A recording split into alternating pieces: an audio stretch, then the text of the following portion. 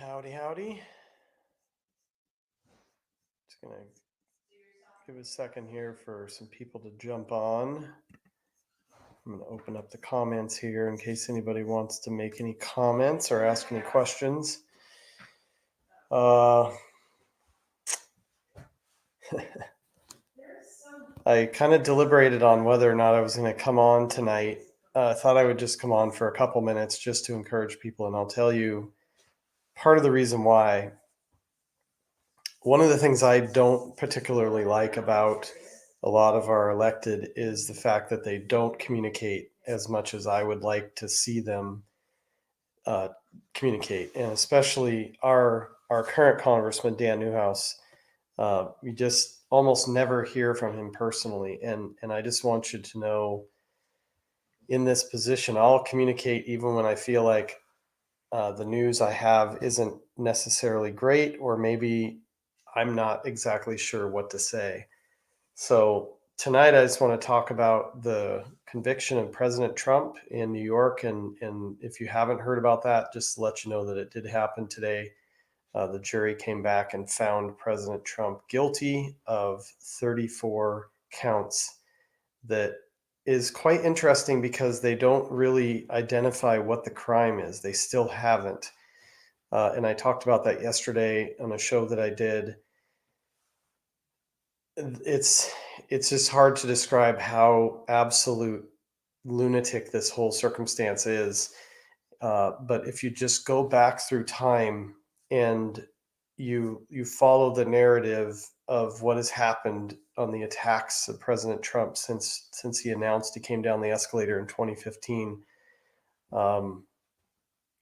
Yeah, thank you, Nancy. I appreciate that.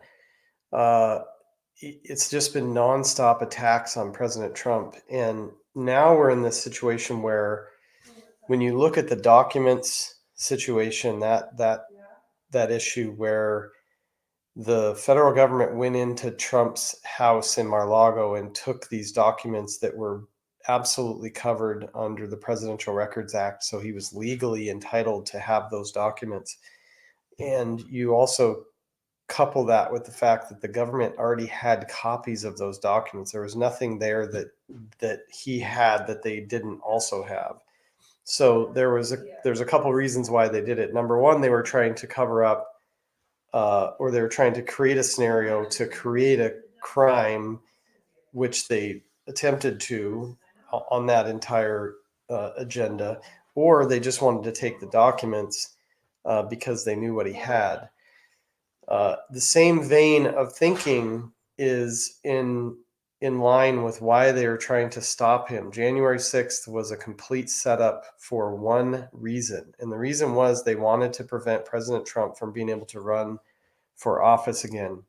According to the Constitution, if you hold high office and you are convicted of an insurrection, then, or if you're guilty of insurrection, then you can no longer be eligible to run for high office again without the majority, which is actually a supermajority of Congress, to be able to overcome that. So that was the intent behind the entire January 6th. You can go back and tell whatever stories you want. You can look at whatever video you want. You can listen to whoever you want. But at the end of the day, January 6th was a setup with the intent of trying to keep President Trump from getting back in the White House. Now you have to ask yourself, why do they not want President Trump in the White House? And there's the obvious things of, just in terms of the difference in how our country has ran the last 3.5 years versus how it ran the previous 4 years under President Trump.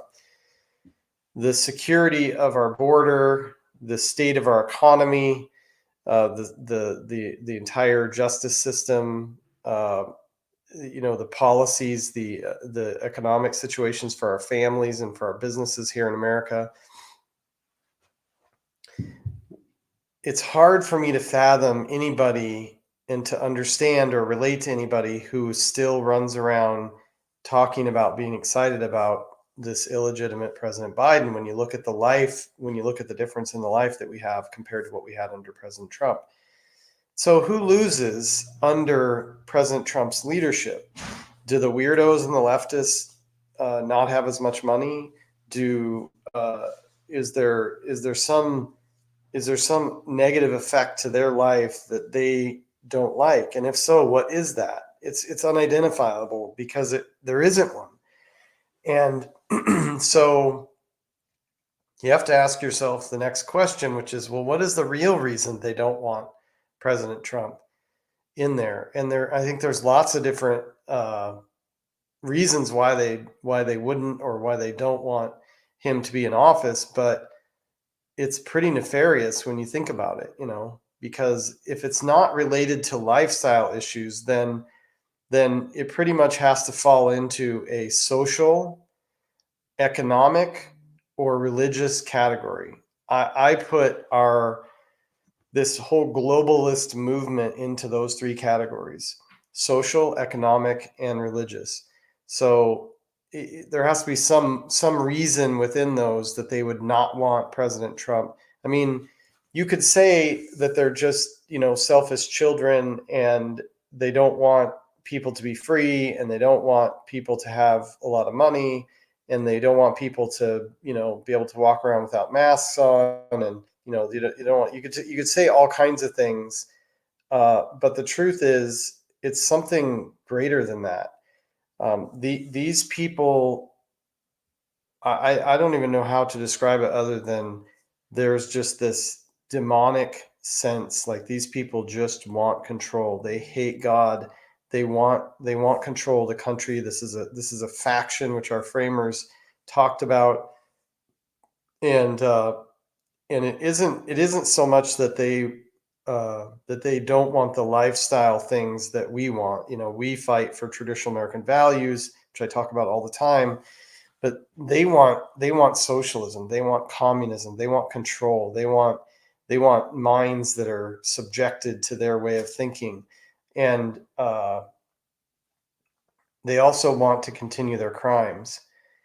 And I think the reality is that they know, under another term of President Trump, which he is going to win on in November, they want uh, they want to protect themselves from whatever he may do, or whatever justice he may try to deliver.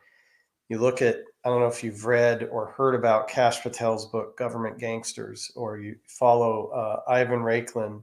He has a list of deep state offenders. I think it's like 350 people on the list. It's very similar to the list that Kash Patel published in his book. These are the people that hate America. This is the faction that we're fighting against. It's not just them, but these are part of them. And so whatever's going on in the back rooms and the back doors, when President Trump was in office, he didn't, and this is not a knock on President Trump at all. There was a lot of, I'm fully supportive of him, and I think that he's the best president of our lives. But when you look at it, what he did when he was in office was he enabled the American people to be free. He enabled us to make a lot of money and to live great lives, and to do our thing. But there wasn't actually a lot of pressure washing happening in the swamp. Now, there was the regulation effects, which were awesome. I think their goal was, for every one new piece of regulation, they were supposed to erase two or something, and I think they ended up doing a multiple of that. So I think for every one piece of new regulation, they erased like several. And so that's great. That's movement in the right direction. But in terms of just going after the criminal activity that's happening in our country, that's happening in our government, that's happening with our money, what's happening with our military industrial complex, nothing really happened with that. No, I didn't see any activity where anybody went after that during his first term. That's, I think, what they're really worried about. I think that they're worried that President Trump would not only, help to restore the American people, but I think they know that he wouldn't put up with this corruption, and I think he would have a much better viewport of what's actually going on than maybe what he did when he first came in 2016. He's a business guy, and so, just like me, he focuses and wants to see, what do we do to make this thing grow? How can we make it run better? How can we improve it? And you also tend to assume that everybody around you wants the same thing. and you see how many people betrayed President Trump during his time in office, and it was just horrific. And so I think that's really what they're worried about, is the potential for him going after their illegal activities and uncovering it. And there's a lot of it. I mean, it's amazing. I mean, when you look at what's going on, but let me just say this. So President Trump. So I do have some lines of communication with him and with his team, but I'm telling you that uh, he's definitely not happy about the result today, but he also understands the big picture, and he knows that they basically solidified the election today.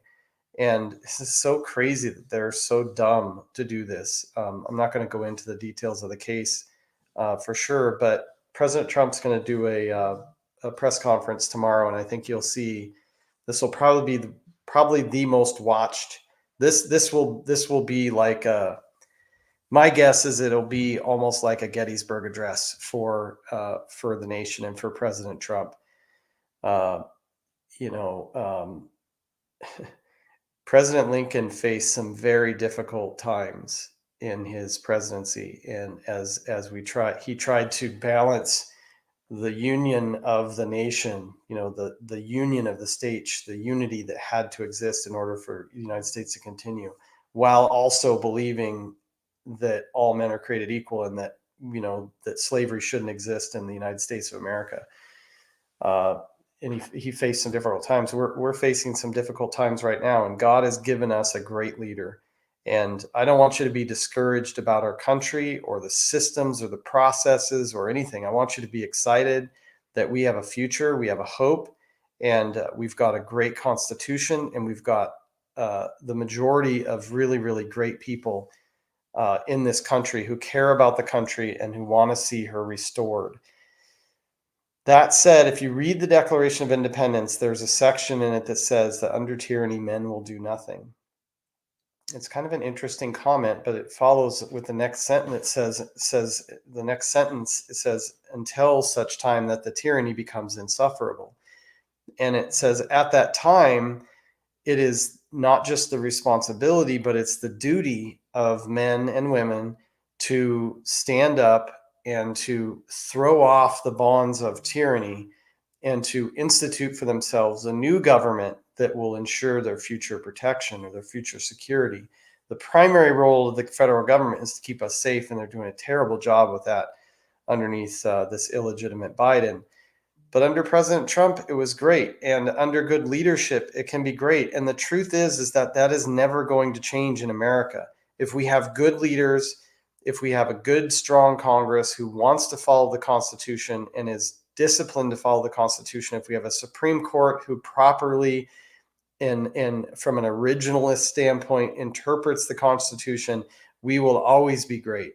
But when we go off the rails with leadership that is feckless, weak, Obama-ish, illegitimate, Biden-ish, then they're going to take advantage of our system. If you remember, the great Louis Gohmert, who's a congressman, once said that the U.S. Constitution is insufficient for people without a moral compass. I don't know if those were his exact words. That was basically what he said. He said, without any moral compass, without any moral guides, without a relationship with Jesus, without being submitted to God, without revival happening in America, the Constitution is insufficient. It's sort of like the Old Testament story. You have unlimited numbers of rules and laws that must be followed in order to measure up. But then Jesus comes, you have grace, and grace covers all of your sin, which is your false idol worship, and you're reconciled with God forever. But that's only made possible through a moral foundation. And it's the same thing with the structure of our government. We can, if we want to have a government that has no for example, social compact, and which I mean to say that there's no responsibility on each of us individually, then we would have to have literally reams and reams of rules and laws for people to follow in order to make sure they don't miss a step. And so I just want you to be encouraged. If there's questions, you can definitely post them. But I want you to know that our country is a country that we should have hope in. We've got an incredible suite of Trump endorsed candidates. Myself is one of them. I'm incredibly honored to have President Trump's endorsement for this race. I'm the only person in the entire state of Washington that has President Trump's endorsement. And I believe, for those of you who are in Washington State, I'm going to talk about this tomorrow on the Jason Rant show in the morning at 10:30. Uh, I believe that the restoration of our state comes through this district. It comes through the office that I am running to win. I've got a plan and a vision for how we restore Washington State, and there's no reason we can't take that across the country. And we've got to have people in Congress like myself that will stand with President Trump, that will stand for the traditional American values and our natural rights that are articulated clearly in our Constitution, and and be able to be bold enough to not be silent. Here's one of the things you can look at today. Why are there so many Republicans that are silent about this debacle in New York with President Trump? Any Republicans, any conservatives that are silent, that understand what's going on, you have to question them. And I'll tell you, there's a faction that is tearing apart within the Republican Party right now, and it's happening here in Washington State, and it's happening nationally. And there's two groups. There's one group that wants, we call them the establishment. They want to sort of keep everything uh, the way it is. I like to say they're fighting for the status quo while our enemy is literally destroying us, and or trying to destroy the country. And we can't do that anymore. We have to go back to the foundation. We can't just continue to go along to get along. We have to start taking ground back. And so we need to send people like me to support President Trump, to support his policies. Dan Newhouse, who I'm running against, voted to impeach President Trump totally wrongly, and he's never apologized for that. And even to this day, he refuses to even say President Trump's name. And why would we want to send someone like that back to Congress to betray the president, for his second term? We're going to elect President Trump in November. The weirdos know that President Trump's going to get elected in November. They're doing their best to put him in a negative light and to try to dissuade people against him. But you know, President Trump is who we need and who we want.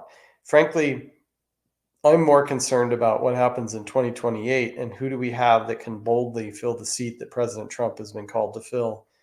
I trust God to bring that person, but it's going to have to be a bold person.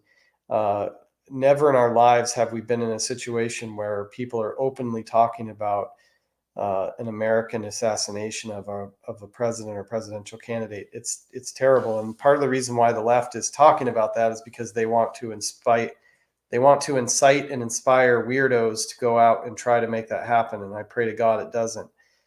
But that's the reason why they're talking about it. And it would be terrible. It would be an absolute complete atrocity if that happened.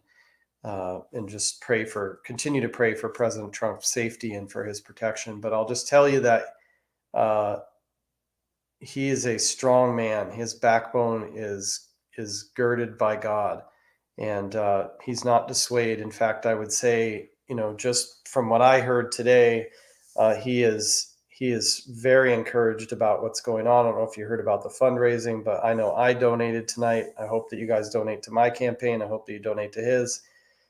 We have to stand up and take this thing back. But we'll get to see him tomorrow when he does this press conference, which I think will be very illuminating. And there's one question on here. What does the appeal process look like moving forward? How long do you think it will take to reach a venue where he has a fair chance? So I'm not actually familiar what the appeals process is. I know they set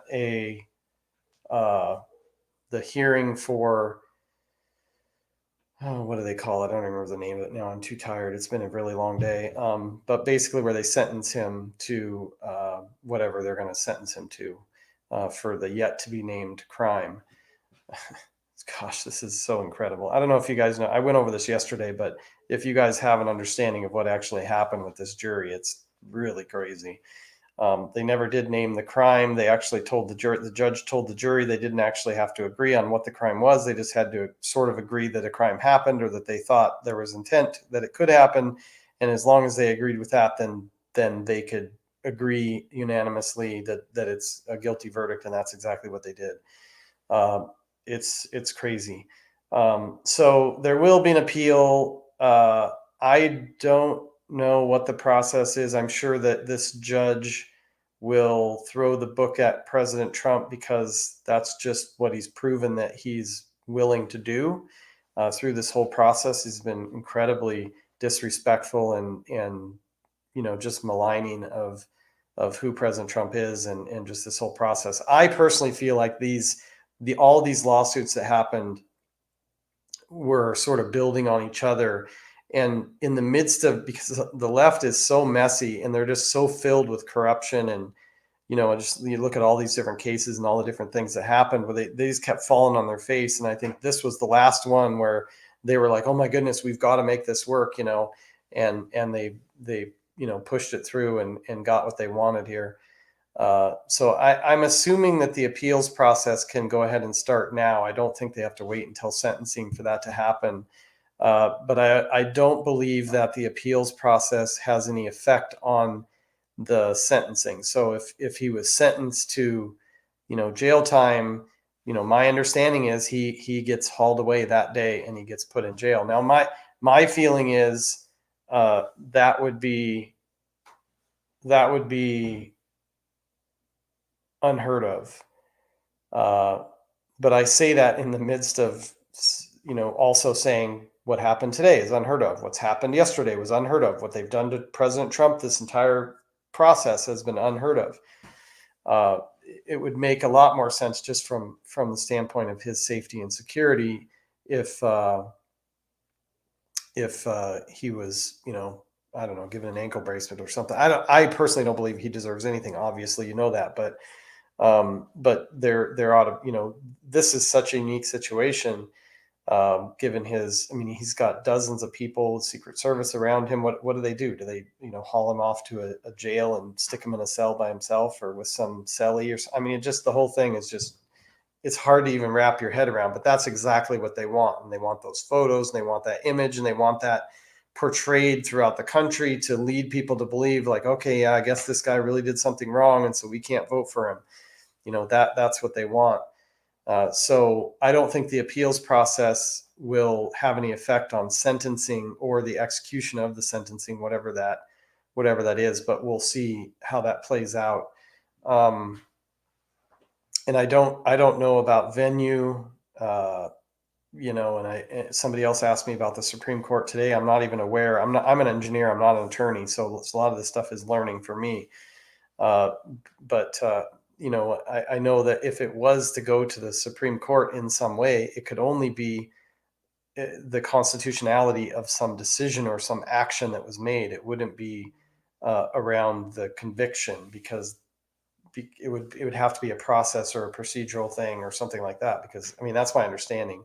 There's lots of other people that can answer that question better than me. But the primary role or the role of the Supreme Court is to interpret the Constitution. So it's not like they're the arbiters of every conviction or something that happens. So but that's why you have an appeals process. So anyway, yeah, thank you, Paul. I appreciate that. We do need people like me in Congress. I'm just one of those regular guys out there. I've just had a really amazing life. I've done everything. I've experienced almost everything. I'm a veteran. Super honored to have President Trump's endorsement, and I've built my own business from the ground up to a multi-million-dollar operation, which I basically stepped away from 3.5 years ago to run for Congress, and I've been working on political stuff ever since. I've been unbelievably blessed to have so many crazy, almost indescribable experiences meeting people that I consider to be our American heroes. And, I'm just very blessed by that. I got to spend a little bit of time with General Flynn just a couple weeks ago. What a great guy.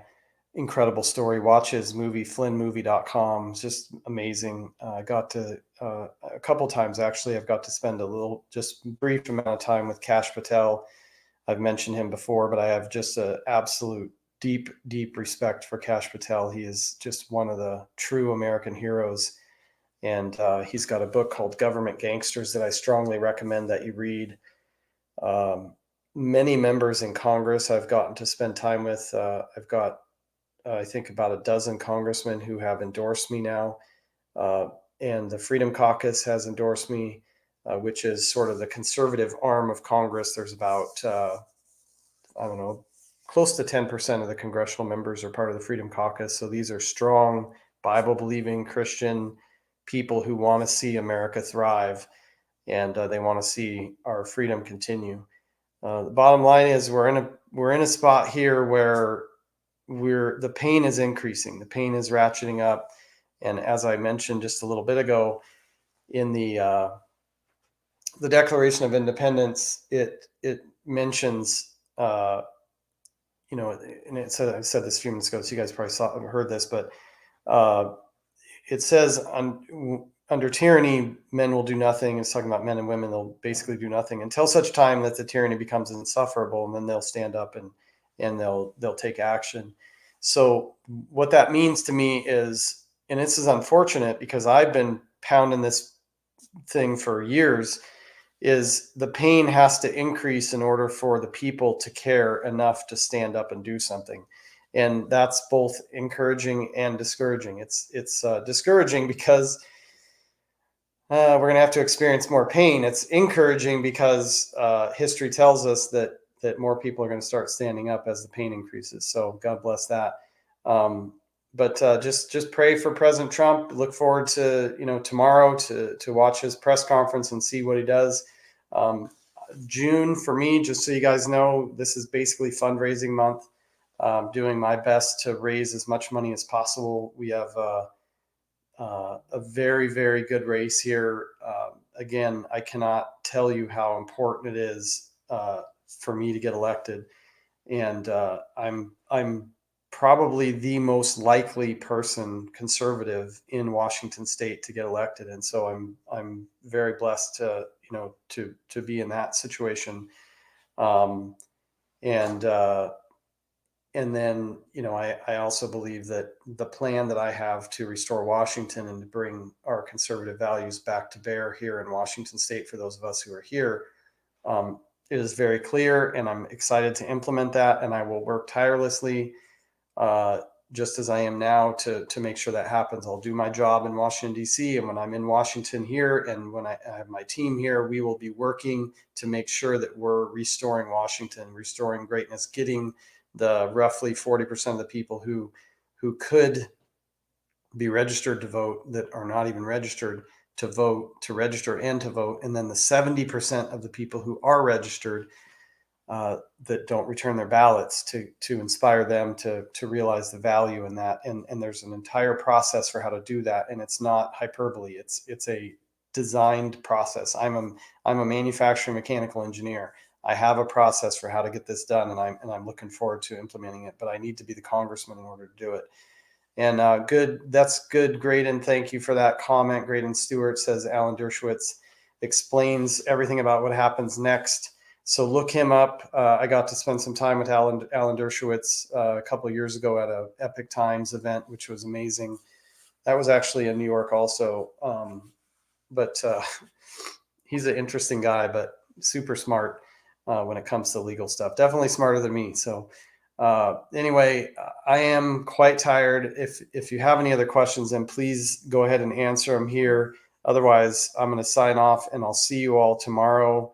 I'm gonna continue to try to jump on the platforms and do these live videos every day if I can. I know some people have asked me to be consistent about the time. It's hard for me to do that, but if I do find that there's a certain time that I can do them, so that we can get more interaction on them, then I'll do that. Otherwise, then you can just catch them when you can.